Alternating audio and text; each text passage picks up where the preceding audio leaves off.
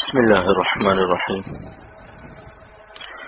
شیخ العرب والعجم عارف اللہ حضرت مولانا شاہ حکیم محمد اختر صاحب رحمۃ اللہ علیہ، یعنی میرے پیارے دادا جان رحمۃ اللہ علیہ کی کتاب تحفہ ماہ رمضان سے پڑھ کر سناتا ہوں۔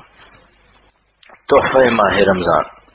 نحمده ونصلي على رسوله الكريم، اما بعد فاعوذ بالله من الشيطان الرجيم۔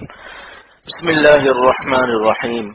يا أيها الذين آمنوا كتب عليكم الصيام كما كتب على الذين من قبلكم لعلكم تتقون۔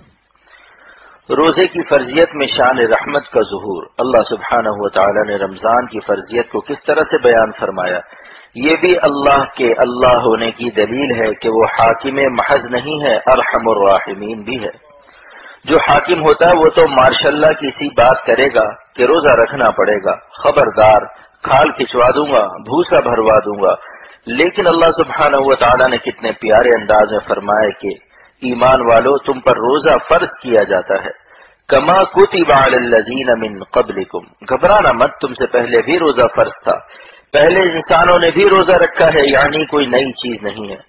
علامہ آلوسی رحمۃ اللہ علیہ تفسیر المعانی میں فرماتے ہیں کہ پچھلے لوگوں پر روزے کے فرض ہونے کا تذکرہ کرنا یہ اپنے غلاموں پر روزے کو آسان کرنے کی تدبیر ہے کہ روزہ کوئی ایسی مشکل بات نہیں ہے کہ سحری سے لے کر غروب تک خالی پیٹ رہنے سے کوئی مر جائے گا۔ تم سے پہلے بھی لوگ روزہ دار رہے ہیں، روزہ بھی رکھا اور زندہ بھی رہے، لہذا اے میرے محبوب صلی اللہ علیہ وسلم کی امت تم پریشان نہ ہونا۔ تھوڑی سی مشقت ہے لیکن اس کا انعام کیا ہے، انعام اتنا بڑا ہے کہ جس کو دنیا میں بڑا انعام مل جائے تو بڑی سے بڑی مشقت اٹھانے کو تیار ہو جاتا ہے۔ مثلا جون کا مہینہ ہے، گرمی شدید ہے، لو چل رہی ہے اور حکومت نے اعلان کر دیا کہ جو اس وقت کی ماڑی تک پیدل جائے گا اس کو پیٹرول پمپ کا ایک پلاٹ ملے گا جو 50 لاکھ کا ہوگا اور مفت میں ملے گا۔ تو اس وقت کتنے لوگ اے سی میں بیٹھے ہوئے اے سی سے کہیں گے کہ تیری ایسی تیسی۔ روزہ اور صحبت اہل اللہ کا ایک انعام عظیم۔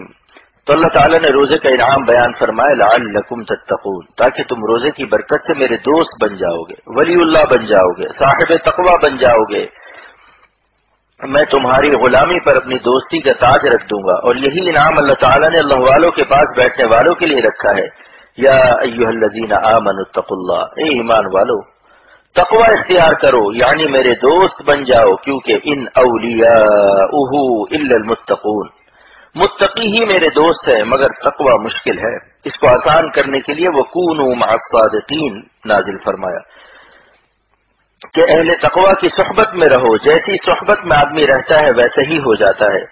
بعض جاہل شاعروں کی صحبت میں رہنے سے اشعار کہنے لگے۔ حضرت مولانا شاہ محمد احمد صاحب رحمۃ اللہ علیہ کی خدمت میں ایک دیہاتی آیا اور اس نے کہا کہ میں نے ایک شعر کہا ہے۔ اب دیہاتی ہل جوتنے والا مگر شعر ایسا کہا کہ اس کے مضمون سے پڑھے لکھے حیرت میں پڑ گئے، کیونکہ وہ شاعروں کے پاس رہتا تھا، جیسی صحبت ہوتی ہے انسان ویسا ہی بن جاتا ہے۔ تو اس نے کہا کہ نکل بھاگا تیرے کوچے کی جانب تیرا دیوانہ، نکل بھاگا تیرے کوچے کی جانب تیرا دیوانہ، نہ ٹھہرا ایک دم جنت میں وحشت اس کو کہتے ہیں، نہ ٹھہرا ایک دم جنت میں وحشت اس کو کہتے ہیں۔ یہ شعر ایسے سمجھ میں نہیں آئے گا، شعر کا مفہوم یہ ہے کہ بالفرض اللہ تعالیٰ کی طرف سے اعلان ہوا کہ ادھر جنت ہے لیکن میں ادھر ہوں، تو میرے کوچے میں آؤ گے یا جنت کے کوچوں میں جاؤ گے؟ تو دیہاتی شعر میں کہتا ہے میں جنت میں ایک لمحے کو ٹھہرا بھی نہیں، اللہ کی طرف بھاگ کر چلا گیا۔ اس مضمون کو سامنے رکھ کر اس ہل جوتنے والے نے یہ شعر کہا۔ تو اللہ تعالیٰ نے اللہ والوں کے پاس بیٹھنے کا عظیم انعام رکھا ہے کہ اللہ کی دوستی کا تاج مل جائے، غلاموں کو تقوی کی حیات مل جائے، گناہوں کی خبیث عادتوں سے قلب کو طہارت نصیب ہو جائے، قلب کا مزاج بدل جائے۔ میرے مرشد شاہ ابرار الحق صاحب دامت برکاتہم فرماتے ہیں کہ ایک شخص سردی سے کانپ رہا ہے، گرم گرم چائے کی ایک پیالی پی لی اور سردی کم ہو گئی۔ تو جب چائے کی پیالی میں سردی دور کرنے کی خاصیت موجود ہے تو کیا اللہ والوں کی ایمان کی گرمی کی وجہ سے ہمارا ایمان گرم نہیں ہو سکتا؟ کیا چائے کی پیالی اولیاء اللہ سے بڑھ جائے گی؟ ان کے پاس رہ کے تو دیکھو۔ شاہ عبد القادر رحمت اللہ علیہ کئی گھنٹے عبادت کے بعد دلی کی مسجد فتح پوری سے نکلے کہ ایک کتے پر نظر پڑ گئی۔ وہ کتا دلی کے تمام کتوں کا شیخ بن گیا، ساری دلی کے کتے اس کے پاس ادب سے بیٹھتے تھے۔ تجربے کی بات کہتا ہوں، جن لوگوں نے اللہ والوں کی جوتیاں اٹھائی، ان کی خدمت کی، مخلوق نے ان کو پیار کیا اور اللہ نے ان کو اپنا ولی بنا لیا۔ اللہ تعالیٰ نے اللہ والوں کی نظر میں کرامت رکھی ہے۔ رمضان شریف میں صحبت اہل اللہ کا فائدہ، اگر اللہ تعالیٰ توفیق دے کسی اللہ والے کے پاس رمضان گزار لو تو ڈبل انجن لگ جائے گا۔ جب ریل کوئٹہ جاتی ہے تو چڑھائی بہت ہے، اس لیے ایک انجن آگے لگتا ہے اور ایک انجن پیچھے لگتا ہے، ایک پیچھے سے دھکا دیتا ہے اور ایک آگے سے کھینچتا ہے۔ جیسے بکرا قربانی کے لیے جب خریدا جاتا ہے تو آگے سے سبز ہرا لوسن دکھایا جاتا ہے اور پیچھے سے ایک چھوٹی سی چھڑی سے آدمی اسے آہستہ آہستہ مارتا رہتا ہے، جس سے وہ بکرا جلدی جلدی قدم اٹھاتا ہے، ایک لوسن سے اور دوسری چھڑی سے۔ ایسے ہی ریل کے دو انجن ہوتے ہیں، تو اللہ تعالیٰ نے ہمیں بھی دو انجن دیے کہ پردیس میں جا رہے ہو، ممکن ہے کہ پردیس کی رنگینیوں میں تم غفلت میں مبتلا ہو جاؤ، تو دوزخ کا مراقبہ کرو تاکہ دل پر ایک طرف سے دوزخ کے خوف کی چھڑی لگے، اور جنت کا مراقبہ کرو تاکہ جنت کی نعمتوں کا لوسن ملے۔ اسی لیے جنت کی نعمتوں کو تفصیل سے اللہ تعالیٰ نے نازل فرمایا کہ وہاں حوریں ہوں گی، دریا ہوں گے، شہد کی نہریں ہوں گی، دودھ کا دریا ہوگا، پانی کا دریا ہوگا، اور حوروں کا ڈیزائن تک پیش کیا کہ ان کی آنکھیں بڑی بڑی ہوں گی تاکہ ہمارے نالائق بندے دنیا میں کسی غیر محرم عورت کی ڈیزائن کو دیکھ کر اپنے اصلی وطن کی ڈیزائن کو نہ بھول جائیں، تاکہ ان کو یاد رہے کہ چند دن کی بات ہے، یہ چند دن کا مجاہدہ ہے، پھر ہمیشہ کے لیے عیش ہے۔ اور جس کو جنت میں دائمی عیش ملنے والا ہے، اس دائمی عیش کا عکس اور فیضان دنیا ہی میں نظر آتا ہے۔ جیسے چڑیا 1000 میل پر ہے مگر اس کا سایہ زمین پر پڑتا ہے، تو جن کے لیے جنت مقدر ہے تو جنت کا سایہ ان کے دل پر کروڑوں میل سے پڑتا ہے، جس کی وجہ سے اللہ والوں کو آپ دیکھیں گے کیسے مسکراتے رہتے ہیں، کیسے ہنستے رہتے ہیں، ان کے دل میں کیسا اطمینان رہتا ہے کہ پریشان بھی ان کے پاس جاتا ہے تو کہتا ہے کہ میری پریشانی خود بخود بلا کسی دوا کے غائب ہو گئی۔ امریکہ سے ایک صاحب آتے ہیں، ان کو ڈپریشن ہے، وہ کیپسول اور ٹکیا کھاتے ہیں، لیکن خانقاہ میں قدم رکھتے ہیں تو کہتے ہیں سب کیپسول اور ٹکیا ختم، دواؤں کی ٹکیا ختم، مگر انڈے کی ٹکیا کھلا دیتا ہوں۔ تو اللہ تعالیٰ کا شکر ہے، اللہ والوں کی صحبت نعمت مکانی ہے، رمضان شریف نعمت زمانی ہے۔ اللہ والوں کے ساتھ رہائش ہو اور رمضان کا مہینہ ہو تو جب زمان اور مکان کے دو انجن لگ جائیں گے تو اللہ کے قرب کا راستہ جلد طے ہوگا۔ اسی لیے اکثر بزرگوں نے مریدوں کو رمضان المبارک پر اپنے ہاں اکٹھا کیا۔ شیخ الحدیث مولانا زکریا صاحب رحمۃ اللہ علیہ کے ہاں اور حضرت ثانوی رحمۃ اللہ علیہ کے ہاں بھی بڑے بڑے علماء رمضان میں پہنچ جاتے تھے، لیکن جس کو لالچ ہوتی ہے وہی پہنچتا ہے، بغیر لالچ دنیا میں کوئی کام نہیں ہوتا۔ لیلا کی لالچ میں مجنون نے جنگل میں کتنی آہو فغا کی، کیسی کیسی مصیبتیں اٹھائی۔ تازیانہ عبرت، آج سے 40 سال پہلے عزیز آباد سے گزر رہا تھا، ایک بڑے میاں شیروانی پہنے ہوئے مجھ سے مسافہ کر کے کہنے لگے مجھے 1 منٹ چاہیے۔ میں نے کہا کہ کیا بات ہے؟ کہا کہ میں اپنی بیوی پر عاشق ہوں مگر آج کل وہ مجھے جوتیاں لے کر دوڑاتی ہے، مجھ سے ناراض ہے، کوئی وظیفہ بتائیے کہ وہ مجھ سے خوش ہو جائے۔ میں رونے لگا۔ میں نے کہا کہ کاش ہمیں اللہ تعالیٰ کی ایسی ہی فکر ہو جاتی کہ ہم ان کو ناراض نہ کرے، کچھ ایسی معافی درد دل سے مانگے کہ اللہ تعالیٰ ہم سے خوش ہو جائے۔ اس کی تو بیوی کی محبت میں نیند حرام ہے اور ہم اللہ کی نافرمانی کر کے چائے پیتے ہیں، انڈے کھاتے ہیں، مکھن اڑاتے ہیں، نافرمانی سے دل سیاہ ہے اور عیش کر رہے ہیں، لیکن یہ کیا عیش ہے؟ منہ میں کباب ہے، دل پر عذاب ہے۔ اللہ جس سے ناراض ہے، جس کو اللہ تعالیٰ اپنی ناراضگی کے الم اور عذاب میں پکڑتا ہے تو سارا عالم مل کر اللہ کے پکڑے ہوئے کو چھڑا نہیں سکتا، کیونکہ چھڑاتا وہ ہے جس کی طاقت پکڑنے والے سے زیادہ ہو، اور اللہ سے بڑھ کر کسی کی طاقت نہیں ہے۔ اس لیے اللہ تعالیٰ کو ناراض کر کے عیش کرنے والے انٹرنیشنل گدھے ہیں، ان کے دماغ میں عقل کا نام و نشان نہیں ہے، مگر جب موت آئے گی تب آنکھیں کھلیں گی۔ حضرت علی رضی اللہ تعالی عنہ فرماتے ہیں الناس ینامون اذا ماتوا انتبہوا، لوگ سو رہے ہیں لیکن جب موت آئے گی تب جاگیں گے، موت ان کو جگائے گی۔ چین سے جینے کا نسخہ، اس لیے اللہ کے نام پر درد دل سے کہتا ہوں کہ آپ بھی اور خواتین بھی دنیا میں چین سے رہنا چاہتے ہیں یا بے چین اور پریشان رہنا چاہتے ہیں؟ اگر چین سے رہنا چاہتے ہو تو چین اور خوشی صرف اللہ کے قبضے میں ہے۔ مالک کو ناراض کر کے گناہوں کی لذت سے حرام خوشیاں لینے والا ہمیشہ کے لیے اپنی زندگی کو عذاب الہی اور بے چینی میں مبتلا کرنے کا اقدام کر رہا ہے، اپنے ہاتھ سے اپنے پاؤں پر کلہاڑی مار رہا ہے۔ چین کا اللہ تعالیٰ نے یہی نسخہ ارشاد فرمایا کہ اگر تم نیک عمل کرو اور مجھ کو خوش رکھو تو فَلَنُحْيِيَنَّهُ حَيَاةً طَيِّبَةً، ہم تم کو بڑی بالطف زندگی دیں گے۔ یہ ترجمہ حکیم الامت کا ہے۔ گناہوں پر 3 قسم کا دنیاوی عذاب۔ لطف کہاں ڈھونڈتے ہو؟ اللہ کو ناراض کر کے تمہاری کھوپڑی پر عذاب ہے، ورنہ گناہوں میں اور خصوصاً باہی گناہوں میں دنیاوی بے عزتی بھی ہے اور دل پر بھی ہر وقت پریشانی رہتی ہے کہ کوئی دیکھ نہ لے۔ کوئی جان نہ جائے. 3 قسم کا عذاب ہر گناہگار کو ہر وقت رہتا ہے کہ کہیں کوئی دیکھ نہ لے, کوئی جان نہ جائے, اس معشوق کے وارثین کہیں مجھ سے انتقام نہ لے, اور اگر اسی حالت میں موت آ گئی تو میں اپنے اللہ کو کیا منہ دکھاؤں گا. جب اللہ پوچھے گا تم نے اپنی زندگی اور اپنی جوانی کو کہاں ضائع کیا تو کیا جواب دوں گا؟ زندگی میری دی ہوئی تھی اور تم من مانی عیش کرتے تھے. مجھ آسمان والے کو بھلا کر زمین پر رہتے تھے. وہ زمین والا کیسے عیش میں رہے گا جو آسمان والے کو بھلا دے گا؟ اسی لیے کہتا ہوں کہ زندگی میں چلو ایک دفعہ ہی صحیح کوشش کرو کہ کسی خانقاہ میں کسی اللہ والے کے ہاں بستر لگا دو اور یہ مصرع پڑھو. بستر لگا دیا ہے تیرے در کے سامنے, بستر لگا دیا ہے تیرے در کے سامنے. اہل اللہ پر فیضان انوار الہیہ کی عجیب تمثیل. الحمدللہ اختر کو میرے رب نے توفیق دی کہ جوانی میں پہلی ہی ملاقات میں ایک چلہ میں نے اپنے شیخ کے پاس گزارا ہے, مگر وہ چلہ آج تک مجھے مزہ دے رہا ہے. اللہ والوں کی نظر پڑی ہوئی ہے. جو آپ لوگ مجھے بغور دیکھتے ہیں, محبت سے دیکھتے ہیں, تو مجھے اپنے مشائخ اور بزرگان دین اور وہ اللہ والے یاد آتے ہیں جن کی صحبت میں اختر رہا ہے اور جن کی نظر محبت مجھ پر پڑی ہے. اس لیے اللہ تعالیٰ کا شکر ادا کرتا ہوں, اپنا کمال نہیں سمجھتا. زمین پر سورج کی شعاع آ جائے تو زمین اپنی روشنی پر ناز نہ کرے, سورج کی شعاؤں کا شکر ادا کرے. لیکن دھوپ میں اور آفتاب میں کیا نسبت ہے؟ دھوپ میں شعاع ہے, شمسیہ ہے, سورج کی کرن ہے, اور سورج کی کرن سورج سے الگ ہے یا نہیں؟ آپ دھوپ کو سورج نہیں کہہ سکتے مگر سورج سے الگ بھی نہیں کہہ سکتے. اب مولانا رومی کا وہ شعر حل ہو گیا کہ خاصان خدا خدا نہ باشن, خاصان خدا خدا نہ باشن, لیکن سے خدا جدا نہ باشن. اللہ والے خدا نہیں ہے لیکن وہ خدا سے جدا بھی نہیں ہے. دیکھ لو دھوپ نظر آ رہی ہے, جہاں سورج کی شعاعیں پڑ رہی ہے وہیں دھوپ ہے. آپ اس کو سورج نہیں کہہ سکتے لیکن یہ سورج سے الگ بھی نہیں ہے.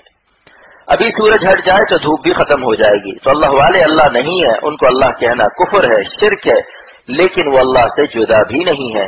دھوپ اور سورج میں جو نسبت ہے وہی اللہ تعالیٰ میں اور اللہ والوں میں ہے کہ وہ اللہ کے نور سے روشن ہے, ان کی روشنی ذاتی نہیں ہے. دھوپ کی گرمی سے سورج کی گرمی مل جاتی ہے, اللہ والوں کے پاس بیٹھ کر اللہ تعالیٰ کی رحمت مل جاتی ہے. تو یہ مبارک مہینہ آنے والا ہے, اگلا جمعہ جو آئے گا آپ انشاءاللہ حالت رمضان میں ہوں گے. اس لیے مشورہ دے رہا ہوں کہ جس کو جہاں مناسبت اور روحانی بلڈ گروپ کے مطابق اپنے اپنے مشائخ کے ساتھ رمضان گزار لے. تو میں امید رکھتا ہوں انشاءاللہ بہت فائدہ ہوگا. رمضان المبارک اور صحبت اہل اللہ کے ڈبل انجن سے وہ قرب الہی کے مقام بلند پر پہنچ جائے گا. اس لیے رمضان کے مہینے سے گھبرانا نہیں چاہیے کہ سارا دن بھوکا رہنا پڑے گا, بلکہ خوش ہونا چاہیے کہ روزہ فرض کر کے اللہ تعالیٰ نے ہمیں اپنا دوست بنانے کا انتظام فرمایا, ورنہ آپ کا شمار ان دیہاتیوں میں ہو جائے گا جن سے ایک مولوی صاحب نے واعظ میں فرمایا کہ بھائیوں رمضان المبارک آ رہے ہیں. دیکھو مہینہ بھر روزہ رکھنا رمضان کے آتے ہی روزہ فرض ہو جاتا ہے. دیہاتیوں نے کہا کہ رمضان شریف کدھر سے آتے ہیں؟ مولوی صاحب نے فرمایا کہ مغرب کی طرف سے جب پہلی تاریخ کا چاند دکھائی دیتا ہے. گاؤں والے جاہل بے وقوف تھے, سب نے طے کر لیا کہ چلو پہلی تاریخ کو گاؤں سے باہر مغرب کی طرف لاٹھی لے کر بیٹھ جائیں گے, جب رمضان شریف آئیں گے تو ہم لوگ ان کو مار مار کر بھگا دیں گے, لہذا روزہ نہیں رکھنا پڑے گا. چنانچہ سورج ڈوب چکا تھا, ایک آدمی مغرب کی طرف سے اونٹ پر بیٹھا ہوا آ رہا تھا. سب لاٹھی لے کر دوڑے, مگر سوچا کہ پہلے نام تو پوچھ لو کہ واقعی یہ رمضان ہے بھی یا نہیں. سب نے پوچھا کہ جناب آپ کا نام کیا ہے؟ اس نے کہا کہ میرا نام رمضان علی ہے. بس پھر کیا تھا, سب نے اس پر ڈنڈے برسانا شروع کر دیے. بیچارہ گھبرا کر اونٹ گھما کر واپس بھاگ گیا. ایک مہینے بعد مولانا آئے, پوچھا کہ بھائی روزے رکھے تھے؟ کہاں ہم پر روزہ فرض ہی نہیں ہوا, رمضان شریف کو ہم نے گاؤں میں داخل ہی نہیں ہونے دیا. یہ لطیفہ اس لیے سنا دیا کہ لطیفے سے نیند غائب ہو جاتی ہے, سستی اور بوریت ختم ہو جاتی ہے. روزے کی حکمت آگے اللہ سبحانہ و تعالی نے فرمایا لعلکم تتقون, روزے کی فرضیت میں میری شان رحمت کا ظہور ہے. تم کو تکلیف دینے کے لیے روزہ فرض نہیں کر رہا ہوں, بلکہ روزہ اس لیے فرض کر رہا ہوں تاکہ تم میرے دوست بن جاؤ. جب تم ایک مہینے تک جائز نعمتوں سے اور ہماری جائز مہربانیوں سے اپنے نفس کو بچاؤ گے, دن بھر رزق حلال بھی نہ کھاؤ گے نہ پیو گے, تو اس مشق اور ٹریننگ کے بعد امید ہے کہ بعد رمضان تم حرام چھوڑنے میں کامیاب ہو جاؤ گے. اس کے علاوہ رمضان شریف کی ایک اور فضیلت بیان کرتا ہوں. یوں تو روزے کا بہت ثواب ہے کہ جنت واجب ہو جاتی ہے اور اس کے پچھلے گناہ معاف ہو جاتے ہیں جو ایماناً و احتساباً روزہ رکھتا ہے. من صام رمضان ایماناً و احتساباً غفر له ما تقدم من ذنبه. احتساب کا ترجمہ مولانا علی میاں ندوی دامت برکاتہم افسوس اب رحمت اللہ علیہ ہو گئے نے حضرت مولانا شاہ عبد الرحیم صاحب رائے پوری رحمت اللہ علیہ کے حوالے سے بیان کیا تھا کہ احتساب کے معنی ہے ثواب کی لالچ. احتساب کے معنی ہے ثواب کی لالچ. اللہ والوں کے ترجمے میں کیا مزہ ہے. ایماناً یعنی اللہ پر یقین رکھتے ہوئے اور احتساباً یعنی ثواب کی لالچ رکھتے ہوئے. روزہ داروں کی ایک عظیم الشان فضیلت. تو حکیم الامت مجدد الملت نے بہشتی زیور حصہ نمبر 3 میں حدیث نقل فرمائی جس میں روزہ داروں کی ایسی فضیلت ہے کہ جب قیامت کے دن حساب کتاب ہوگا تو روزہ داروں کے لیے اللہ تعالی اپنے عرش کے سائے میں دسترخوان بچھوائیں گے اور روزہ دار لوگ میدان محشر کی گرمی اور حساب کی پریشانی سے محفوظ عرش کے سائے میں پلاؤ بریانی کھا رہے ہوں گے. اللہ تعالیٰ کی طرف سے ان کی شاندار مہمانی ہوگی اور قیامت کے دن جس کو عرش کا سایہ مل جائے گا اس کا حساب نہیں ہوگا کیونکہ جہاں حساب ہوگا وہاں سایہ نہ ہوگا اور جہاں سایہ ہوگا وہاں حساب نہ ہوگا. کیونکہ سایہ رحمت میں بلانا اور ضیافت کرنا یہ مہمان کا اعزاز ہے اور دنیا میں بھی کوئی میزبان اپنے معزز مہمان سے یہ سلوک نہیں کرتا کہ دعوت کے بعد اس سے حساب کتاب لے یا اس کو تکلیف دے. تو اللہ پاک تو ارحم الراحمین ہے. ان کی رحمت سے بعید ہے کہ عرش کا سایہ دے کر پھر حساب کتاب کی پریشانی اور دوزخ کے عذاب میں مبتلا کرے. اس لیے انشاءاللہ تعالی روزہ داروں کی اور سایہ عرش پانے والوں کی جنت پکی ہے. فدیے کا مسئلہ. لہذا روزہ دار روزہ رکھ کر تکلیف اٹھا لے اور جو بہت کمزور ہو بیمار ہو اور دیندار ڈاکٹر نے کہہ دیا ہو کہ آپ کے لیے روزہ مضر ہے تو وہ رمضان گزر جانے کے بعد 2 سیر گندم کی قیمت روزانہ اکٹھی دے دے لیکن پیشگی دینے سے روزے کا فدیہ ادا نہیں ہوگا. کفارہ قسم کا مسئلہ. ایسے ہی قسم کا کفارہ ہے. کسی نے قسم توڑ دی تو 10 مسکین کو کھانا کھلائے یا 10 مسکین کو 2 سیر گندم فیکس قیمت ادا کرے مگر 10 مسکین کو الگ الگ دے. اگر ایک مسکین کو دے گا تو ایک ہی دن کا کفارہ ادا ہوگا. اگر مسئلہ نہیں جانتا اور ایک مسکین کو بلایا اور کہا کہ بھائی میں نے تو قسم توڑ دی تم یہ 2 سیر گندم کے حساب سے 10 دن کی قیمت مثلا 250 روپے لے لو تو ایک ہی دن کا کفارہ ادا ہوا. اس لیے چاہیے اسی مسکین کو دو مگر 10 دن تک 2 سیر گندم کی قیمت یومیہ دیتے رہو.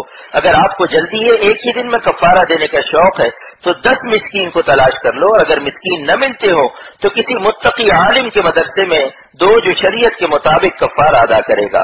اور چوراہوں پر جو مسکین نظر آتے ہیں یہ مسکین نہیں, ان کے بینک اکاؤنٹ ہوتے ہیں, یہ باقاعدہ گروپ ہوتا ہے, ان کا باقاعدہ ٹھیکہ ہوتا ہے. اس لیے اپنے صدقات خیرات مدارس میں دیجیے, آپ کو ڈبل ثواب ملے گا. آپ کا واجب بھی ادا ہو جائے گا اور صدقہ جاریہ بھی ہوگا. ورنہ اگر جوش میں نادانی سے ایک ہی مسکین کو دے دیا تو 1 دن کا ادا ہوگا اور قیامت کے دن 9 دن کا مواخذہ ہوگا. یہ نہیں کہہ سکتے کہ ہم کو مسئلہ معلوم نہ تھا. وہاں یہ سوال ہوگا کہ مسئلہ پوچھا کیوں نہیں. کوئی روڈ پر موٹر نکالے اور ٹریفک پولیس چالان کر دے اور یہ کہے کہ صاحب مجھے اس قانون کا پتہ نہیں تھا, تو پولیس والا کہے گا کہ روڈ پر کیوں موٹر نکالا, پہلے قانون سیکھو تب روڈ پر آؤ. اب روٹ پر آ گئے تو اخروٹ پیش کرو چالان کا, تم تو بالکل رنگروٹ معلوم ہوتے ہو. تو رمضان شریف کی ایک ہی فضیلت کافی ہے کہ روزہ داروں کو عرش کے سائے میں اللہ میاں کی طرف سے دعوت ہوگی کہ تم لوگوں نے میری وجہ سے اپنے پیٹ کو تکلیف دی, لہٰذا اب قیامت کے دن اطمینان سے کھاؤ. جبکہ سب گرمی سے پسینے میں شرابور حساب دے رہے ہوں گے اور تم کو ہم میدان محشر کی گرمی سے نکال کر سائے عرش میں بریانی کھلا رہے ہیں. تمہاری دعوت ہو رہی ہے, کتنی مبارک ہمت تھی جس سے تم نے دنیا میں روزہ رکھا. اللہ تعالی ہم سب کو ہمت دے. روزہ داروں کے لیے 2 خوشیاں. حدیث پاک میں ہے کہ روزہ داروں کو 2 خوشیاں ہیں. ایک دنیا میں افطار کے وقت, دوسری قیامت کے دن جب وہ اپنے رب سے ملاقات کریں گے. افطار میں روزہ دار کو اتنا مزہ آتا ہے کہ روزہ خور اس سے محروم ہوتا ہے. افطاری کے وقت روزہ دار اور غیر روزہ دار کے چہرے سے پہچان لو گے. اگر کسی نے روزہ نہیں رکھا لیکن پھر بھی ٹھوس رہا ہے کہ یار دہی بڑے کون چھوڑے, تو اس کا چہرہ بتا دے گا کہ اس ظالم نے روزہ نہیں رکھا. روزہ دار کے چہرے پر ایک نور ہوتا ہے, ایک چمک ہوتی ہے. افطاری کی دعوتوں کی وجہ سے جماعت کی نماز چھوڑنا جائز نہیں. کہیں افطار کی دعوت ہو جس کا نام افطار پارٹی ہے, وہاں سموسہ دہی بڑا وغیرہ کی ڈش اور فش ہوتی ہے, لہٰذا کبھی بھی افطاری کے لیے جماعت کی نماز نہ چھوڑو. تھوڑی سی کھجور وغیرہ سے افطاری کر کے پانی پی لو, مسجد میں جماعت سے نماز پڑھ کے آؤ اور اطمینان سے کھاؤ. جلدی جلدی کھانے میں مزہ بھی نہیں, اور دعوت والے سے پہلے ہی طے کر لو کہ بھائی ہم جماعت سے نماز پڑھیں گے. پھر آپ کی افطار کا جتنا بھی سامان ہوا ہم سمیٹنے میں کوئی کوتاہی نہیں کریں گے تاکہ میزبان بھی خوش ہو جائے, ورنہ بیچارہ ڈرے گا کہ اتنی محنت سے پکوایا اور یہ سب جا رہے ہیں جماعت سے نماز پڑھنے. اس لیے اس سے پہلے ہی وعدہ کر لو، ابھی جماعت پڑھ کر آتے ہیں، پھر آ کے خوب کھاؤ، چاہے عشائیہ نہ کھاؤ، افطار یہی کھا لو، لیکن افطاری میں اتنا حوث سے اور حبک کے کھانا کہ جس سے سجدے میں حلق سے دہی بڑا نکلنے لگے، جائز نہیں۔ خود تو سجدے میں جاتے ہو، کہہ رہے ہو اللہ اکبر، اللہ بڑا ہے، ادھر دہی بڑا کہہ رہا ہے کہ میرا نام دہی بڑا ہے، پہلے میں نکلوں گا۔ اتنا کھانے کی ضرورت کیا ہے؟ اتنا کھاؤ کہ تراویح پڑھ سکو، یہ نہیں کہ کھا کے نیند آ گئی اور عشاء اور تراویح غائب، یہ کھٹی ڈکار آ رہی ہے، چورن کھا رہے ہیں اور سیون اپ پی رہے ہیں۔ اتنا کھاؤ جتنی بھوک ہے جو ہضم کر لو، معدے کو تکلیف دینا بھی حرام ہے۔ بدنظری کی حرمت کا ایک سبب ایذائے مسلم ہے، اس لیے بدنظری کے حرام ہونے کا یہ سبب شاید آپ پوری کائنات میں مجھ سے ہی سنیں گے کہ مسلمان کو تکلیف دینا حرام ہے، اور کسی کی بہو بیٹی یا کسی حسین لڑکے کو دیکھنے سے اپنے قلب کو کشمکش، پریشانی اور تکلیف ہوتی ہے تو دیکھنے والا بھی مسلمان ہے، لہذا کسی مسلمان کا اپنے دل کو تکلیف دینا بھی حرام ہے۔ بدنظری کے حرام ہونے کی یہ حکمت ہے کہ ناظر صاحب بھی تو مسلمان ہیں، ان کے دل کو تکلیف ہو رہی ہے اور ایذائے مسلم حرام ہے، اس لیے بدنظری کو اللہ تعالیٰ نے حرام کر دیا۔ اللہ کی فرما برداری کے لیے تکلیف اٹھانا فرض ہے، لیکن اگر کسی شخص کے مزاج میں کنجوسی غالب ہو اور زکوٰۃ نکالنے میں تکلیف ہو رہی ہو تو اس وقت وہ یہ نہیں کہہ سکتا کہ چونکہ زکوٰۃ دینے میں مجھے اذیت ہوتی ہے اور مسلمان کو تکلیف دینا حرام ہے، لہذا میں سوچتا ہوں کہ زکوٰۃ نہ دوں۔ یہاں چاہے نفس کو کتنی بھی تکلیف ہو رہی ہو زکوٰۃ دینی پڑے گی، ورنہ تو نماز بھی کہے گا کہ ہم کو تکلیف ہوتی ہے، زکوٰۃ میں بھی تکلیف ہوتی ہے، حج اور روزہ میں تکلیف ہوتی ہے۔ اس بہانے سے اسلام کے کسی حکم پر عمل نہیں کرے گا۔ ایسی تکلیف جسے اللہ تعالی نے فرض کیا ہو اس تکلیف کو اٹھانا فرض ہے۔ نظر بازی کی تکلیف کوئی فرض ہے، اللہ نے اسے حرام کیا ہے، حرام کے لیے تکلیف مت اٹھاؤ۔ رمضان کی برکات سے محروم کرنے والی پہلی بیماری بدنظری، لہذا رمضان میں خصوصاً بدنگاہی سے بچو۔ دو بیماریاں ایسی ہیں جن کی وجہ سے انسان روزے کی برکات سے محروم ہو جاتا ہے، ان میں سے ایک یہی بدنظری ہے جس کی میں تفسیر پیش کرتا ہوں۔ اللہ تعالیٰ نے بدنظری کو مردوں کے لیے بھی حرام فرمایا اور خواتین کے لیے بھی حرام فرمایا، یعنی جہاں یغضو ہے کہ مردوں کو چاہیے کہ نظر بچائے، وہیں یغضضن بھی ہے کہ خواتین پر بھی فرض ہے کہ اپنی نظر کی حفاظت کرے۔ تفسیر ان اللہ خبیر بما یصنعون، لیکن ان اللہ خبیر بما یصنعون فرمایا، اور یصنعون صنعت سے ہے، اور صنعت کہتے ہیں مصنوع کو، جیسے طرح طرح کی مصنوعات۔ جدہ میں اشکال ہوا کہ اللہ تعالیٰ نے یہاں یصنعون کیوں نازل فرمایا، نظر بازی بھی تو فعل ہے، عمل ہے، پھر یفعلون اور یعملون اللہ تعالیٰ نے کیوں نازل نہیں فرمایا، یصنعون نازل فرمایا۔ میں نے اللہ تعالیٰ سے دعا کی کہ خدا یہاں کوئی کتاب نہیں ہے مگر ایک کتاب کے نازل کرنے والے آپ یہاں بھی ہیں، لہٰذا اس کا جو مفہوم آپ کے نزدیک ہو میرے دل میں عطا فرمائیے۔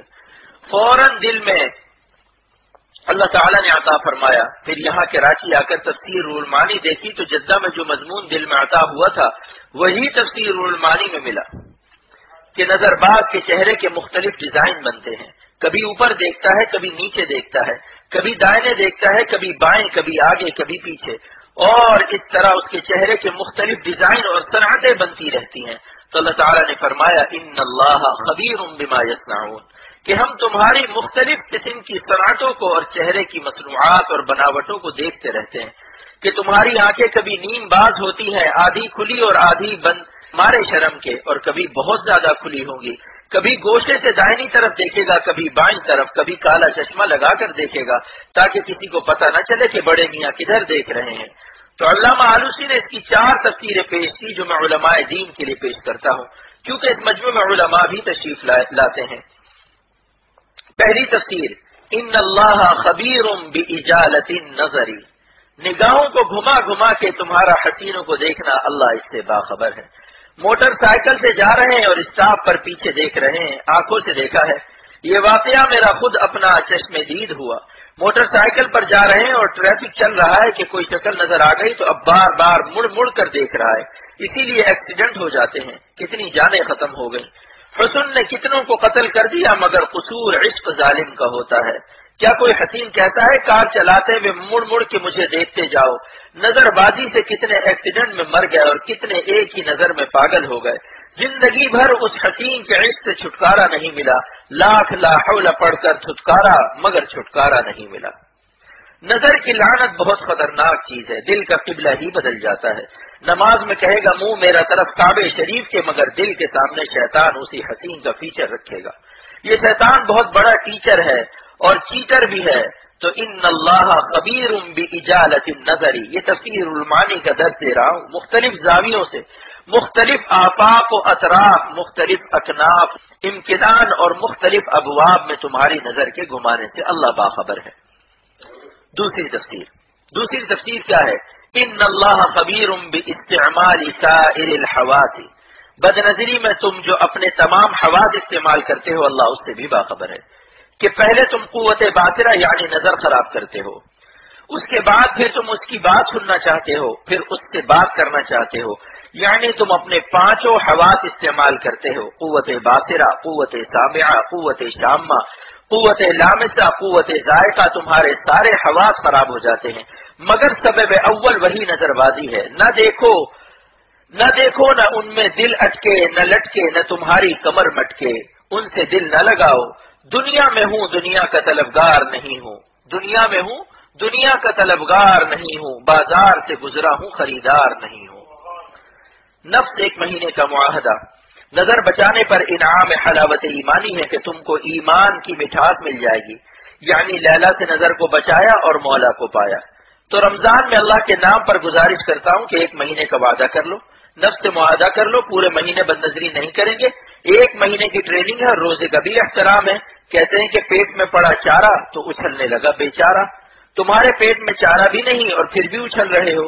روزہ رکھ کر بد نظری بہت بڑے خسارے کی بات ہے، اس لیے فی الحال نفس کو مؤدب کرنے کے لیے اور مہذب بنانے کے لیے اور ٹریننگ دینے کے لیے ایک مہینے کا ارادہ کر لو، پورے رمضان میں ایک نظر بھی خراب نہیں کریں گے، اور رمضان سے پہلے ہی کمر کس لو، کیونکہ سفر کرنا ہوتا ہے تو 2 دن پہلے ہی سے سامان رکھتے ہو کہ بھائی یہ رکھ لو وہ رکھ لو، ریل میں فلاں چیز کی ضرورت پڑے گی، رمضان کی ریل میں بیٹھنا ہے تو ابھی سے ارادہ کر لو، آج ہی سے مشق شروع کر دو۔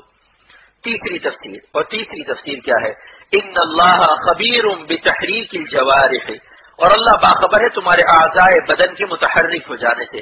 بد نظری کی نحوست سے تمہارے ہاتھ پیر بھی حرکت میں آ جائیں گے، ہاتھ سے اس مکتوب الیہ یا مکتوب الیہا کو خط لکھو گے اور پاؤں سے اس کی گلیوں کا چکر لگانا شروع کر دو گے وغیرہ۔ تمہارے سارے جوارح کا اس کے اندر مشغول ہونے کا خطرہ ہے۔ کتنی عمدہ تفسیر کی علامہ آلوسی رحمۃ اللہ علیہ نے، اللہ تعالیٰ ان کو جزائے خیر دے۔ چوتھی تفسیر اور آخری تفسیر کیا ہے؟ ان اللہ خبیر بما یفسدون بذلک، اللہ تمہارے دل کی اس خبیث نیت سے بھی باخبر ہے، اگر یہ معشوقہ یا معشوق مل جائے تو اس کے ساتھ فعلی کا جو ارادہ تمہارے دل میں چھپا ہوا ہے اللہ اس سے بھی باخبر ہے۔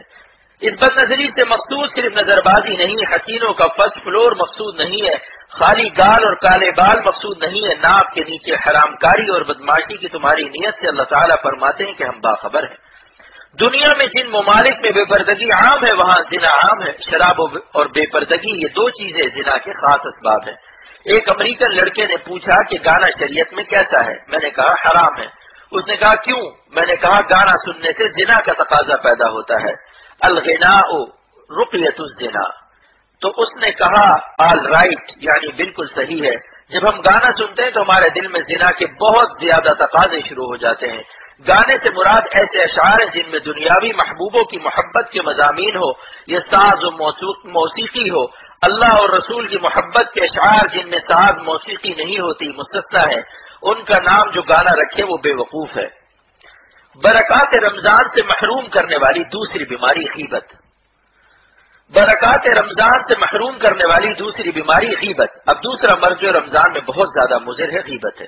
غیبت کرنے والا اپنی نیکیوں کا مال منجنیق میں رکھ کر مثلا کراچی سے کلکتہ بھیج رہا ہے، ڈھاکہ بھیج رہا ہے، دبئی بھیج رہا ہے، جس کی غیبت کر رہا ہے وہ چاہے دبئی کا ہو، ڈھاکہ کا ہو، کلکتہ کا ہو، مدراس کا ہو، بمبئی کا ہو، غیبت کرنے والے کی نیکیاں اس کے اعمال نامے میں جا رہی ہیں جس کی غیبت کر رہا ہے۔ اس لیے سرور عالم صلی اللہ علیہ وسلم نے فرمایا کہ بتاؤ مفلس کون ہے؟ صحابہ نے عرض کیا ہم مفلس اس کو سمجھتے ہیں جو غریب مسکین ہو۔ فرمایا نہیں، مفلس وہ ہے جو قیامت کے دن نیکیاں، روزہ، نماز، تلاوت، حج، عمرہ وغیرہ لے کر آئے لیکن غیبت سے نہیں بچا، جس کی وجہ سے اس کی نیکیاں ان لوگوں کو دے دی جائیں گی جن کی اس نے غیبت کی ہے، اور جب نیکیاں ختم ہو جائیں گی تو جس کی غیبت کی ہے اس کے گناہ اس کے سر پر لاد دیے جائیں گے، جس کے نتیجے میں جہنم میں ڈال دیا جائے گا۔ غیبت کے زنا سے اشد ہونے کی وجہ، اور حضور صلی اللہ علیہ وسلم فرماتے ہیں کہ غیبت کا گناہ زنا سے اشد ہے۔ الغیبت اشد من الزنا، صحابہ نے پوچھا زنا سے کیوں اشد ہے؟ آپ صلی اللہ علیہ وسلم نے فرمایا زناکار اپنے زنا سے اگر معافی مانگ لے تو معافی ہو جائے گی، جس کے ساتھ زنا کیا ہے اس سے معافی مانگنا ضروری نہیں ہے۔ زنا کو اللہ نے اپنا حق رکھا ہے، یہ حق العباد نہیں ہے، لیکن غیبت حق العباد ہے۔ جس کی غیبت کی ہے جب تک اس سے معافی نہیں مانگے گا یہ گناہ معاف نہیں ہوگا، بشرطے کہ جس کی غیبت کی ہے اس کو اطلاع ہو جائے۔ جب تک اس کو اطلاع نہیں ہوئی اس وقت تک اس سے معافی مانگنا ضروری نہیں۔ مثلا ایک آدمی نے یہاں بیٹھ کر لاہور والے کی غیبت کی اور اس کو خبر نہیں ہے، پھر اس کو خط لکھنا یا لاہور جا کر معافی مانگنا یہ بالکل عبث ہے، بیکار ہے، بلکہ ناجائز ہے، کیونکہ خواہ مخواہ آ بیل مجھے مار والی بات ہے۔ وہ سوچے گا یار تم کیسے آدمی ہو کہ غیبت کرتے ہو، دیکھنے میں ایسے پیارے دوست بنے ہوئے ہو، لہٰذا جس کو اطلاع نہ ہوئی ہو اس سے معافی مت مانگو، نہ خط سے نہ وہاں جا کر، بس جس مجلس میں غیبت کی ہو وہاں کہہ دو کہ مجھ سے نالائقی ہو گئی، وہ مجھ سے بہتر ہے، ان کی خوبیوں پر افسوس میری نظر نہیں گئی۔ جیسے مکھی زخم پر ہی بیٹھتی ہے، سارا جسم اچھا ہے اس کو نظر انداز کرتی ہے اور صرف گندی جگہ پر بیٹھتی ہے، اسی طرح ہزاروں خوبیوں کو نظر انداز کر کے میں نے ان کے ایک عیب کو دیکھا، اور کیا معلوم انہوں نے اس سے بھی توبہ کر لی ہو اور اللہ کا پیار حاصل کر لیا ہو۔ 3 دفعہ قل هو اللہ شریف پڑھ کر بخش دو، بلکہ صبح و شام کے جو معمولات میں نے بتائے ہیں وہ پڑھ کر روزانہ اللہ تعالیٰ سے کہہ دو کہ میں نے زندگی میں جس کی غیبت کی ہو، ستایا ہو، مارا ہو، ان سب کا ثواب اے اللہ ان کو دے دے، اور ان کو یہ ثواب دکھا کر قیامت کے دن راضی نامہ کرا دینا۔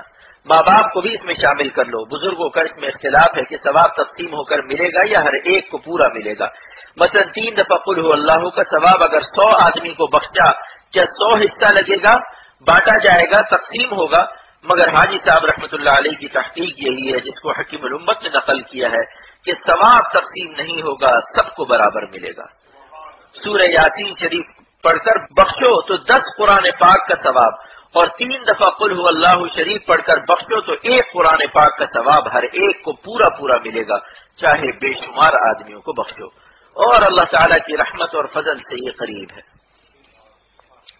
کفارہ غیبت کی دلیل منصوص، تو غیبت کے متعلق بہت بڑے بڑے علماء بھی اس مسئلے سے واقف نہیں ہیں، وہ یہی کہیں گے معافی مانگنا پڑے گی، یہ حق العباد ہے، بندوں کا حق ہے۔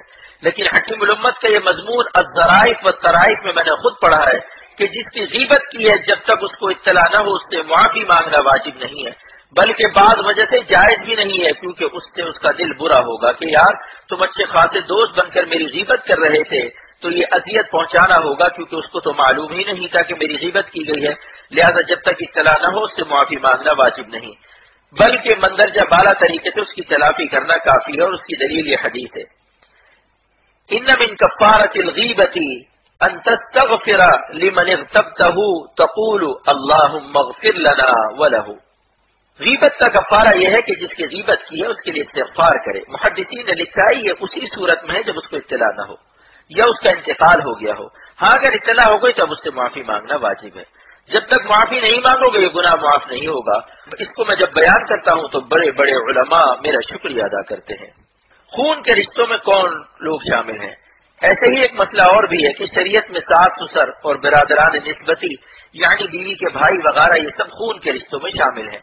علامہ آلوسی تفسیر روح المعانی میں فرماتے ہیں خون کے رشتوں سے کیا مراد ہے؟ المراد بالارحام الاقرباء من جهة النسب والاقرباء من جهة النساء، اپنے نسب اور خاندان سے جو رشتے بنتے ہیں، مثلا ماں باپ، بہن بھائی، دادا دادی، نانا نانی وغیرہ، یہ سب خون کے رشتوں میں شامل ہیں۔ اور بیویوں کی طرف سے جو قرابت اور رشتہ بنتا ہے، ساس سسر اور بیوی کے بہن بھائی وغیرہ، یہ بھی خون کے رشتوں میں شامل ہیں۔ اس لیے ذرا سی بات میں ساس سسر سے لڑو مت، برادر نسبتی کو گالیاں مت دو، ان کا ویسا ہی ادب اور اکرام اور ویسے ہی خدمت کرو جیسے اپنے ماں باپ اور سگے بھائی کی کرتے ہو۔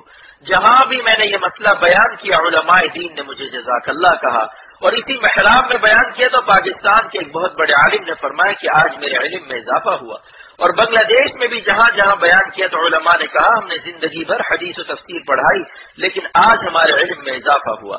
الحمدللہ رب العالمین ولا فخر یا کریم۔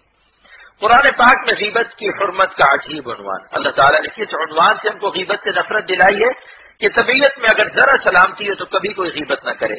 اللہ تعالیٰ فرماتے ہیں، قرآن پاک کی آیت ہے، وَلَا يَغْتَبْ بَعْضُكُمْ بَعْضًا أَيُحِبُّ أَحَدُكُمْ أَن يَأْكُلَ لَحْمَ أَخِيهِ مَيْتًا فَكَرِهْتُمُوهُ، اور کوئی کسی کی غیبت بھی نہ کیا کرے۔ کیا تم میں سے کوئی اس بات کو پسند کرتا ہے کہ اپنے مرے ہوئے بھائی کا گوشت کھا لے؟ اس کو تو تم ناگوار سمجھتے ہو۔ یعنی جب مردہ بھائی کا گوشت کھانا تم ناگوار سمجھتے ہو تو پھر غیبت کیوں کرتے ہو؟ کیونکہ غیبت کرنا گویا اپنے مردہ بھائی کا گوشت کھانا ہے، تو غیبت کر کے اپنے مردہ بھائی کا گوشت کھا رہے ہو، اور مردہ اس لیے فرمائے کہ وہ موجود نہیں ہے، اس لیے مردہ کی طرح وہ اپنا دفاع نہیں کر سکتا۔ غیبت کا سبب کبر ہے۔ رمضان کا مہینہ آ رہا ہے، بعض ایسے ظالم ہے کہ رمضان میں اور زیادہ غیبت کرتے ہیں کہ بھائی ٹائم پاس نہیں ہو رہا ہے، آؤ تسی کچھ گل کریں، پیٹ میں روزہ ہے اور غیبت کر کے حرام کے مرتکب ہو رہے ہیں اور مردے کا گوشت کھا رہے ہیں۔ جو شخص اپنے مسلمان بھائی کی غیبت کرتا ہے یا سنتا ہے، وہ اپنے کو اس سے بہتر سمجھتا ہے۔ جو اپنے کو سب سے حقیر سمجھے گا وہ تو سوچے گا کہ کیا پتا قیامت کے دن ہمارا کیا حال ہوگا۔ حکیم الامت کا جملہ کبھی کبھی پڑھ لیا کرو، اے اللہ میں سارے مسلمانوں سے کمتر ہوں فی الحال، اے اللہ میں سارے مسلمانوں سے کمتر ہوں فی الحال، اور سارے جانوروں اور کافروں سے کمتر ہوں فی المآل، کہ نہیں معلوم خاتمہ کیسا ہونا ہے۔ غیبت سے بچنے کا طریقہ، کیوں اس کی غیبت کرتے ہو سکتا ہے اس کی کوئی نیکی اللہ کے ہاں قبول ہو، اور ہو سکتا ہے ہماری کسی خطا پر اللہ کا عذاب اور غضب لکھا ہو، اس لیے نہ غیبت کرو نہ سنو۔ اور کوئی غیبت کرنے لگے تو یہ جملہ کہہ دو، بھائی غیبت نہ کرو، ماشاءاللہ ان میں بہت سی خوبیاں بھی ہیں، اور ممکن ہے کہ جو تم نے دیکھا انہوں نے اس سے توبہ کر لی ہو۔ کیا تم نے یہ حدیث نہیں پڑھی، التائب حبیب اللہ، توبہ کرنے والا اللہ کا محبوب ہو جاتا ہے؟ اور کیا قرآن پاک کی آیت نہیں پڑھی، ان اللہ یحب التوابین، اللہ توبہ کرنے والوں سے محبت رکھتا ہے؟ تو جس کا گناہ تم نے دیکھا بھی ہے ممکن ہے کہ اس نے توبہ کر لی ہو، اور توبہ سے وہ اللہ کا محبوب بن گیا ہو، تو محبوبان خداوند تعالی کی تم غیبت کرتے ہو اور اللہ کے محبوب کی برائی کر کے اپنے اوپر غضب الہی کو خرید رہے ہو۔ غیبت کے متعلق ایک نہایت اہم حدیث، اور غیبت کے بارے میں ایک حدیث تو ایسی ہے جس کو سن کر شاید ہی کوئی ایسا ظالم اور احمق ہوگا جو غیبت کرے یا سنے۔ مشکات کی روایت ہے کہ اللہ تعالیٰ کے پیارے رسول صلی اللہ علیہ وسلم ارشاد فرماتے ہیں، من اغتیب عنده اخوه المسلم وهو يقدر على نصره فنصره اللہ فی الدنیا والآخرہ۔ جب کسی کے سامنے اس کے مسلمان بھائی کی غیبت کی جائے اور وہ اس کی مدد کرنے پر قادر ہو اور اس کی مدد کر دے تو اللہ تعالیٰ اس کی دنیا اور آخرت میں مدد فرمائیں گے۔ اور مدد کرنے سے کیا مراد ہے؟ یعنی غیبت کرنے والے کی بات کا رد کرے، جیسے ہمارے سید الطائفہ شیخ العرب والعجم حضرت حاجی امداد اللہ صاحب مہاجر مکی رحمۃ اللہ علیہ کا معمول تھا کہ آپ کے سامنے جب کوئی غیبت کرتا تو خاموش رہتے، اور جب وہ غیبت کر چکتا تو فرماتے کہ جو کچھ تم نے کہا بالکل غلط ہے، ہم ان کو جانتے ہیں، وہ ایسے آدمی نہیں جیسا تم کہتے ہو، غرض کچھ تو کہو، کچھ تو منہ سے نکالو کہ میاں وہ ہم سے اچھے ہیں، ان میں بہت سی خوبیاں وغیرہ، یہ نہیں کہ خاموشی سے سن لیا اور ایک لفظ بھی نہیں بولے، یا غٹر غوں کبوتر کی طرح اس کی ہاں میں ہاں ملا دی کہ یار مجھے تو بہت عرصے سے یہی ڈاؤٹ تھا، آج تم نے بہت بڑا راز آؤٹ کر دیا، اور اسے خبر نہیں کہ خود ہو گیا ناک آؤٹ۔ تو سرور عالم صلی اللہ علیہ وسلم فرماتے ہیں جس کے سامنے مسلمان کی غیبت کی جائے اور اس کی مدد کرے، مثلا یہی کہہ دیا کہ ہمارے سامنے غیبت مت کرو، یا یہ کہ وہ بہت اچھے آدمی ہیں وغیرہ، تو نصرہ اللہ فی الدنیا والآخرہ، اللہ تعالیٰ ایسے بندے کی دنیا اور آخرت میں مدد کرے گا۔ بتاؤ بھائی کتنا بڑا انعام ہے، ایک جملے سے اپنے بھائی کی مدد کر دینا، یا خواتین اپنی بہن کی مدد کر دیں کہ ہمارے سامنے غیبت مت کرو، غیبت تو سننا بھی حرام ہے، تو کتنا بڑا انعام ملے گا کہ دنیا و آخرت میں اللہ تعالیٰ کی مدد حاصل ہو جائے گی۔ اگر وہ کہے کہ بھائی ہم کوئی جھوٹ تھوڑی بول رہے ہیں، یہ واقعی بات ہے، حقیقی بات ہے، تو کہہ دو کہ واقعی بات ہے تبھی تو غیبت ہے، اگر جھوٹی بات ہوتی تو بہتان ہے۔ غیبت کی تعریف یہی ہے کہ سچی برائی ہو جو پیٹھ پیچھے نقل کرے۔ غیبت کی حرمت بندوں سے اللہ تعالیٰ کی محبت کی دلیل ہے، غیبت کا حرام کرنا حق تعالیٰ کی اپنے بندوں کے ساتھ پیار اور رحمت کی دلیل ہے۔ جیسے کوئی ابا اپنے بچے کو خود تو ڈانٹے گا مگر پسند نہیں کرے گا کہ میرے بیٹے کی برائی ہوٹلوں میں، اسٹیشنوں اور سڑکوں پر ہو۔ غیبت کے حرام ہونے میں اللہ تعالیٰ کی شان رحمت کی عظیم دلیل ہے یہ نہیں کہ واقعی اس میں یہ عیب ہے مگر اس کا یہ تذکرہ بھی نہ کرو۔ میرے بندے کو رسوا نہ کرو، اگر بہت ہمدردی ہے تو اس کو خط لکھ دو یا خود چلے جاؤ اس کو سمجھا دو۔ اگر مدد نہیں کی، غیبت سنتا رہا یا سنتی رہی تو کیا عذاب ہے، سن لو۔ حضور صلی اللہ علیہ وسلم فرماتے ہیں فَإِن لَّمْ يَنصُرْهُ وَهُوَ يَقْدِرُ عَلَى نَصْرِهِ أَدْرَكَهُ اللَّهُ فِي الدُّنْيَا وَالْآخِرَةِ، جس کی غیبت کی جا رہی اگر اس کی مدد نہ کی، درا حالے کہ اس کی مدد پر قادر تھا، تو اللہ اس کو پکڑے گا دنیا میں بھی اور آخرت میں بھی۔ اس کی شرح محدثین نے کی ہے أَيْ خَذَلَهُمُ اللَّهُ وَانْتَقَمَ مِنْهُ، اس کو دنیا اور آخرت میں ذلیل کرے گا اور اس سے انتقام لے گا۔ اس حدیث کے بعد میں آپ لوگوں سے کہتا ہوں کہ غیبت کرنے یا سننے میں کچھ فائدہ نہیں، کتنا بڑا عذاب ہے، لہذا جو بھی غیبت کرے اس سے کہہ دو کہ معافی چاہتا ہوں، میرے کانوں کو آپ گناہگار نہ کیجیے، میرے سامنے غیبت نہ کیجیے، جس کی آپ غیبت کر رہے ہیں ان میں بہت خوبیاں ہیں اور کیا معلوم کس کا خاتمہ کیسا ہونا ہے اور قیامت کے دن کیا ہونے والا ہے۔ زنا کے حق اللہ ہونے کی عجیب حکمت اور مسئلہ بھی معلوم ہو گیا کہ حضور صلی اللہ علیہ وسلم فرماتے ہیں زنا بندے کا حق نہیں، اللہ کا حق ہے، اس لیے اللہ سے معافی مانگ لو کافی ہے، ورنہ آج بڑا فتنہ پیدا ہو جاتا۔ ہر آدمی مثلا کسی خاتون وزیر اعظم یا کسی بھی خاتون کے دروازے پر جاتا اور کہتا کہ اس سے کہہ دو کہ صاحب میں پبلک کا ایک معمولی آدمی ہوں لیکن بچپن میں ان کا کلاس فیل ہو رہا ہوں، مجھ سے فرسٹ ایئر میں کچھ گستاخی ہو گئی تھی، آج تبلیغی جماعت کے چلنے سے مجھ پر خوف خدا طاری ہے، اس لیے آپ اللہ کے لیے مجھے معاف کر دو، میں نے آپ کے ساتھ جوانی میں یوں تو کیا تھا۔ اسلام کی سچائی کی عظیم الشان یہ دلیل ہے کہ زنا کو اللہ نے حق العباد نہیں رکھا، اگر یہ دین اللہ کا نہ ہوتا تو یہاں تک نظر جانا مشکل تھا، دنیا کے دانشوروں اور فلاسفروں کی عقل یہاں تک نہیں پہنچ سکتی تھی، وہ تو یہی کہیں گے جب تم نے اس کو رسوا کیا، ذلیل کیا، جاؤ اس سے معافی مانگو، لیکن واہ رے میرے اللہ، واہ رے سچا دین، سچا اسلام اور سچا رسول صلی اللہ علیہ وسلم، کتنی بڑی بات ہے، یہ اسلام کی حقانیت کی دلیل ہے کہ اس کو اللہ نے اپنا حق رکھا کہ اللہ سے معافی مانگ لو، کیونکہ زنا کی بندے سے معافی مانگنے سے اس کو اور شرمندگی اور تکلیف ہوتی، ابھی تو کوئی جانتا بھی نہیں تھا، معافی مانگ کے ڈھنڈورا پیٹ رہا ہے، خبیث کہیں کا، یہ سوچ کر میرا دل اتنا متاثر ہوتا ہے کہ واہ رے میرے اللہ، آپ کا دین کتنا پیارا، کتنا سچا دین ہے اور آپ نے اپنے بندوں کی آبرو کا کتنا خیال رکھا ہے۔ جانوروں پر بھی حق تعالی کی رحمت، انسان تو انسان ہے، اللہ تعالیٰ نے تو جانوروں کی آبرو کا بھی خیال رکھا ہے۔ ایک ڈاکٹر نے مجھے بتایا کہ ہاتھی کے خصیتین پیٹ کے اندر ہوتے ہیں، کیونکہ اگر باہر ہوتے تو فٹ بال سے بھی بڑے ہوتے، ان کو دیکھ کر چھوٹے لڑکے تو کیا بڑے بھی مذاق اڑاتے اور ہنستے، تو اللہ تعالیٰ نے اپنے جانور کی بھی آبرو رکھی اور ہاتھی جیسی اپنی ادنا مخلوق کو بھی رسوائی سے بچایا کہ میری مخلوق پر کوئی نہ ہنسے۔ ڈاکٹر کی اس بات سے میرے آنسو آ گئے کہ اے میرے اللہ، آپ جانوروں کی آبرو کا اتنا خیال رکھتے ہیں تو اپنے غلاموں کی آبرو کا خیال کیوں نہ رکھیں گے۔ نادم گناہگاروں پر رحمت کی بارش، اسی لیے کہتا ہوں کہ اللہ کا راستہ مایوسی کا نہیں ہے، اگر کسی سے ہزاروں زنا بھی ہو جائے، ہزاروں بدکاریاں کر لے تو استغفار و توبہ کر کے ولی اللہ ہو سکتا ہے، نادم ہو کر اللہ سے معافی مانگ لے، سب گناہ مٹ جائیں گے، اور اگر اپنی بدکاریوں سے مخلوق میں رسوا ہو چکا ہے تو اللہ تعالیٰ اس کی رسوائی کو نیک نامی سے بدل دیں گے اور اللہ اس سے ایسے کام لیں گے کہ ہر تاریخ سے اس کی رسوائیوں کا تذکرہ مٹا دیں گے۔ چنانچہ حضرت وحشی رضی اللہ عنہ نے حضور صلی اللہ علیہ وسلم کی چچا سید الشہداء حضرت حمزہ رضی اللہ عنہ کو جنگ احد میں قتل کیا تھا، مگر اللہ تعالیٰ نے جب ان کو اسلام کے لیے قبول فرمایا اور ان کو خود اسلام کی دعوت دی، جس کو تفصیل سے بیان کر چکا ہوں، جب وہ اسلام لائے تو حضور صلی اللہ علیہ وسلم ان کے اسلام سے خوش ہوئے، لیکن آپ نے اتنا فرما دیا کہ وحشی اگر ہو سکے تو میرے سامنے مت آیا کرو، کیونکہ تم کو دیکھ کر چچا کا خون یاد آتا ہے۔ علماء نے لکھا ہے حضرت وحشی کی رعایت سے فرمایا کہ بار بار سامنے آنے سے آپ کو اذیت ہوتی ہے جس کا ان کے باطن پر برا اثر پڑتا ہے، اسی لیے تصوف کا مسئلہ ہے کہ ایذائے شیخ بلا قصد بھی وبال سے خالی نہیں، اس لیے مرید کو چاہیے کہ کوئی ایسا کام نہ کرے جس سے شیخ کو ادنا سی تکلیف بھی ہو، اسی لیے آپ صلی اللہ علیہ وسلم نے ان کو سامنے آنے سے منع فرمایا، ورنہ نبی کے دل میں کینہ نہیں ہو سکتا۔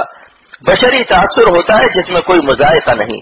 نبی معصوم ہوتا ہے اور تمام رذائل سے اس کا دل پاک ہوتا ہے، لہذا اسلام کی برکت سے تائبین بھی جنت میں جائیں گے اور وہاں تاثر بھی ختم کر دیا جائے گا. جتنے تاثرات انفعالات ایک دوسرے کے ستانے کے ہیں جنت میں سب ختم کر دیے جائیں گے.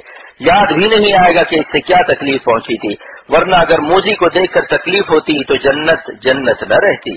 اللہ کا شکر ہے کہ دنیا میں ایک دوسرے سے جو تکلیفیں پہنچی ہے، عورتوں کو عورتوں سے، مردوں کو مردوں سے، شیخ کو مرید سے، مرید کو شیخ سے، استاد کو شاگرد سے، شاگرد کو استاد سے، سب اذیتیں جنت میں بھلا دی جائیں گی. تو میں کہہ رہا تھا جو توبہ کرتا ہے اللہ تعالیٰ اس کی رسوائیوں کو عزت سے تبدیل فرما دیتے ہیں. چنانچہ حضرت وحشی رضی اللہ عنہ سے سید الشہداء کا قتل اتنا بڑا جرم تھا جس سے ان کی بہت رسوائی ہوئی تھی.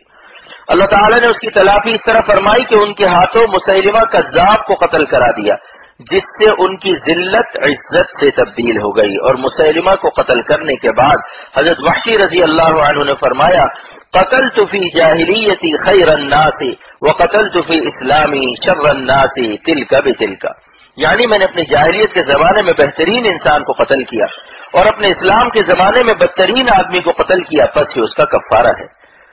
تو رمضان میں عہد کر لیجئے ان دو بیماریوں سے بچنا ہے. نمبر 1 نہ غیبت کرنا ہے نہ سننا ہے، اور نمبر 2 نہ نظر کو خراب کرنا ہے. مورد لعنت کو دیکھنا بھی منع ہے. اچھا ایک نیا مسئلہ سن لیجئے، جو بد نظری کر رہا ہو اس کو دیکھو بھی مت، کیونکہ عذاب کے موقع کو دیکھنا بھی منع ہے. جس بستی پر عذاب آیا تھا جب آپ صلی اللہ علیہ وسلم ادھر سے گزرے تو آپ نے ادھر دیکھا بھی نہیں، سر مبارک جھکا کر اس پر رومال ڈال لیا اور صحابہ کو حکم دے دیا کہ اس بستی کو دیکھو بھی مت. تو جو شخص بد نظری کر رہا ہے حدیث کے مطابق اس پر لعنت برس رہی ہے.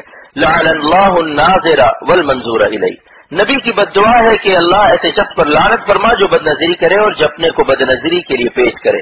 تو لعنتی لوگوں کو دیکھو بھی مت. ایسے ہی بندر روڈ جاتے ہوئے جہاں سینما کے بورڈ لگے ہوئے ہیں وہاں بھی نظر بچا لو کہ لعنت کی جگہ ہے، اور اس مبارک مہینے میں مشق کر لو خواتین برقع استعمال کرنا شروع کر دے، ہر عمل پھر آسان ہو جائے گا. روزے کی فرضیت کا راز اللہ نے لعلکم تتقون رکھا ہے کہ روزہ اس لیے فرض کیا ہے تاکہ تم متقی ہو جاؤ. جو مہینہ آ رہا ہے اس میں آج ہی ارادہ کر لو، خواتین بھی ارادہ کر لیں کہ آج سے شرعی پردہ کریں گی، اپنے شوہر کے سگے بھائی سے بھی پردہ کریں کہ شوہر کے بھائی کو حضور صلی اللہ علیہ وسلم نے فرمایا کہ شوہر کا بھائی موت ہے. موت یعنی جتنا موت سے ڈرتی ہو اتنا شوہر کے بھائی سے ڈرو. ماہ رمضان میں تقویٰ سے رہنے کی برکات دل میں پہلے 1 مہینے کا معاہدہ تو کرو، ایسا نور آئے گا کہ رمضان کے بعد بھی انشاءاللہ اس نور سے محروم ہونے کو دل نہ چاہے گا. جو بڑی روشنی میں رہ لیتا ہے مثلاً 1000 پاور کے بلب میں تو پھر 40 پاور کے بلب میں اس کو لوڈ شیڈنگ معلوم ہوگی.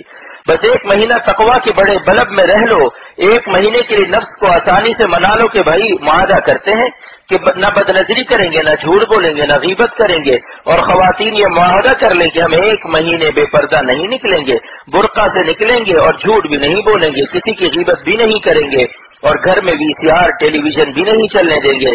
1 مہینے کا معاہدہ کر لو. ہر روز اللہ تعالیٰ سے کہو اے اللہ ہم یہ مہینہ تقویٰ سے گزار رہے ہیں، آپ اس مہینے کا تقویٰ قبول کر کے 11 مہینے کے لیے بھی ہمیں متقی بنا دیجئے. آمین. محدثین نے لکھا ہے کہ جس کا رمضان جتنا بہتر گزرے گا، جتنا زیادہ تقویٰ سے گزرے گا تو اس کے 11 مہینے بھی ویسے ہی گزریں گے، اور جو رمضان میں بھی گناہ کرے گا اس ظالم کے 11 مہینے بھی تباہ ہو جائیں گے. جیسے بزرگوں نے فرمایا کہ حج میں حرمین شریفین جا کر جو آپس میں لڑ جائیں تو ان کی کبھی دوستی نہیں ہو سکتی، وہ اپنے ملکوں میں بھی آ کر لڑتے رہیں گے الا من تابا، مگر جو معافی مانگ لے. حرم کی خطا کی توبہ بھی حرم میں ہی کر لیجئے. حدود حرم میں جو دم واجب ہوتا ہے وہ حدود حرم ہی میں دینا پڑتا ہے. اپنے ملکوں میں آ کر بکرا دے دو تو دم ادا نہیں ہوگا. اسی طرح حدود حرم کی خطاؤں کی تلافی حدود حرم ہی میں کر لو، اور ایک دوسرے کے گلے سے لپٹ جاؤ کہ بھائی مجھ سے غلطی ہو گئی، حاجی صاحب مجھے معاف کر دو. حدود حرم کی خطاؤں کو وہی معاف کرا لو، حقوق العباد ہو یا حقوق اللہ ہو. بس اس مہینے کا حق میرے دل میں آج یہی آیا کہ میں آپ حضرات کو رمضان کے مبارک مہینے کے لیے آج ہی سے مستعد کر دوں، اور نفس کے گھوڑوں کی لگام زبردست ٹائٹ کر دی جائے کہ یہ 1 مہینہ اللہ کے نام پر فدا رہو. 1 مہینے کے لیے انشاءاللہ نفس مان جائے گا، کوئی بات نہیں، چلو مولوی صاحب کی بات مان لو، 1 مہینے کا معاملہ ہے. اس کا اثر انشاءاللہ یہ ہوگا کہ 1 مہینہ جب تقویٰ کے نور میں رہیں گے تو رمضان کے بعد بھی گناہ کی ہمت نہیں ہوگی، اندھیروں سے مناسبت ختم ہو جائے گی. اور کیا عجب ہے کہ اللہ تعالیٰ احترام رمضان کے صدقے میں تقوی فی رمضان کی برکت سے تقوی فی کلی زمان ہمیں دے دے. جیسے حرمین شریفین میں جن لوگوں نے نظر کو بچایا اللہ نے ان کو عجم میں بھی تقوی دے دیا. تقوی فی الحرم ذریعہ بن گیا تقوی فی العجم کا. ایسے ہی تقوی فی رمضان کو اللہ تعالیٰ سبب بنا دے تقوی فی غیر رمضان کے لیے بھی وفی کلی زمان کے لیے بھی. بس بھائی دیکھو راستہ بہت آسان ہو گیا کہ نہیں. سب لوگ آج ہی اپنے اپنے نفس سے ایک مہینے کا معاہدہ کر لو اور تقوی کے بڑے پاور کے بلب میں رہنے کی مشق کر لو اور قبولیت کے اوقات میں دعا بھی کرتے رہو. افطار سے پہلے دعا قبول ہوتی ہے اور سحری کے وقت میں تہجد کا وقت ہوتا ہے. سحری کے لیے اٹھتے ہو اور اٹھنا ہی مشکل ہوتا ہے لیکن سحری کھانے کے لیے تو اٹھنا ہی پڑتا ہے. جب اٹھ گئے اور کلی بھی کی منہ بھی دھویا تو پورا وضو ہی کر لو اور سحری سے پہلے 2 رکعت پڑھ لو. الا یہ کہ وقت جا رہا ہو تو اور بات ہے. سحری سے پہلے کیونکہ پیٹ خالی ہوتا ہے تو اللہ بہت یاد آتا ہے اور دعا میں دل بھی لگتا ہے. اس لیے سحری کھانے سے پہلے ہی 2 رکعت پڑھ لو. سحری کے بعد پڑھنا مشکل ہے کیونکہ شیطان ڈراتا ہے کہ دن بھر کیسے پار ہوگا, مغرب تک تو کھانا نہیں ملے گا. اس لیے خوب سحری ٹھوس لو, ڈبل اسٹوری بھر لو, فرسٹ فلور بھی بھر لو, سیکنڈ فلور بھی بھر لو, بیسمنٹ بھی بھر لو, چاہے دن بھر کھٹی ڈکار آتی رہے. لہذا اتنا نہ کھاؤ, اللہ پر بھروسہ رکھو. اتنا کھاؤ جو ہضم ہو جائے تو طاقت زیادہ رہے گی. تجربے کی بات کہتا ہوں, جن لوگوں نے زیادہ ٹھوس لیا تاکہ دن بھر بھوک نہیں لگے ان کو زیادہ کمزوری محسوس ہوئی. معدے کا نظام خراب ہو گیا, دن بھر کھٹی ڈکاریں آئی اور کمزوری زیادہ ہوئی. سحری کھانا سنت ہے, اگر اتنا ضروری ہوتا تو حضور صلی اللہ علیہ وسلم واجب کر دیتے. لہذا سنت میں اتنی زیادہ محنت مت کرو کہ ٹھوسا ٹھوس مچا دو. ایک کھجور کھا کر پانی پینے سے بھی سنت ادا ہو جائے گی. اگر سحری کو کچھ نہ ہو یا بھوک نہ ہو تو ایک گھونٹ پانی سے بھی سنت ادا ہو سکتی ہے. حضور صلی اللہ علیہ وسلم نے تو اس سنت کو اتنا آسان فرمایا, پھر آپ کیوں اتنی زیادہ زحمت فرماتے ہیں؟ اللہ پر بھروسہ رکھو, اللہ تعالیٰ روزے کو آسان فرما دیتے ہیں, اس لیے گھبرانے کی کوئی بات نہیں. اور اس مبارک مہینے میں اللہ سے رزق حلال مانگو اور رزق حرام چھوڑنے کی تدبیر کرو. رو رو کر اللہ سے دعائیں مانگو اور کوشش کرو حلال تلاش کرو. لیکن جب تک رزق حلال نہ مل جائے جوش میں آ کر رزق حرام کا دروازہ مت چھوڑو. یہ حضرت تھانوی رحمۃ اللہ علیہ کا مشورہ ہے. بعض لوگوں نے حرام چھوڑ دیا اور حلال بھی نہ پایا تو شیطان آ گیا اور کہا کہ تم نے تو اللہ کے لیے حرام چھوڑا تھا لیکن اللہ نے تمہیں حلال نہیں دیا. اس طرح اللہ سے بدگمان کر دیا اور بہت سے کافر ہو گئے. لہذا کفر سے بچانے کے لیے مشورہ دیا گیا. کفر سے بہتر ہے کہ تم نادم گناہگار رہو اور کوشش کرتے رہو اور نیت کر لو کہ جب حلال مل جائے گا تو جتنی حرام آمدنی کھائی ہے اس کو صدقہ واجبہ میں تھوڑا تھوڑا کر کے ادا کریں گے. نیت کر لو, اللہ کے ہاں نیت پر بھی مغفرت کی امید ہے. آخر میں عرض کرتا ہوں دوستو, میرا درد دل آپ سے گزارش کرتا ہے کہ ایک سانس بھی اللہ تعالیٰ کو ناراض نہ کرو. اس سے بڑھ کر مبارک بندہ کوئی نہیں. مولانا رومی نے صرف 2 آدمیوں کو مبارکباد پیش کی ہے. ایک خوشا چشمے کے گریان اوس, یعنی مبارک ہے وہ آنکھیں جو اللہ کی یاد میں رو رہی ہیں, اور دوسرا اے ہمایوں دل کے بریان اوس, وہ دل مبارک ہے جو خدا کی یاد میں تڑپ رہا ہے, بھن رہا ہے, جل رہا ہے. تو ایسے ہی دوستو یہ کوشش کرو کہ ایک لمحہ بھی اللہ کو ناراض نہ کرو. بہت مہنگا سودا ہے. بڑی طاقت کو ناراض کر کے چھوٹی طاقتوں کو خوش کرنا یہ عقل ہے, یہ بے عقلی ہے. اور اللہ سے بڑھ کر کس کی طاقت ہے؟ بس اللہ کو ناراض کر کے نفس کو خوش کرنا, معاشرے کو خوش کرنا, شیطان کو خوش کرنا, اس سے بڑی حماقت کوئی اور نہیں. اور اللہ کو خوش کرنے میں آپ کا دل بھی خوش ہوگا. ارادہ کر کے دیکھو, انشاءاللہ اللہ تعالیٰ کی مدد بھی آ جائے گی. روزہ داروں کی دعاؤں پر حاملین عرش کی آمین. جس دن رمضان کا چاند نظر آئے گا اس دن روزہ داروں کی دعاؤں پر عرش اٹھانے والے فرشتوں کی آمین لگ جائے گی. اللہ تعالیٰ کا حکم ہوگا, اے میرے عرش اعظم کو اٹھانے والے فرشتوں, تم میری حمد و ثنا چھوڑ دو, میری تسبیحات چھوڑ دو, سبحان اللہ, الحمدللہ, اللہ اکبر مت پڑھو. بس میرے روزہ دار بندوں کی دعاؤں پر آمین کہتے رہو. پورے رمضان آپ کو عرش اٹھانے والے فرشتوں کی آمین ملے گی. اس لیے خوب دعا مانگنا, میری صحت اور میری عمر میں برکت کی بھی اور توانائی کی بھی. اللہ تعالی عمل کی توفیق بخشے اور قبول فرمائے, آمین. وآخر دعوانا الحمد للہ رب العالمین, وصلی اللہ تعالی علی خیر خلقہ محمد وآلہ وصحبہ اجمعین برحمتک یا ارحم الراحمین. اللہ پاک عمل کی توفیق.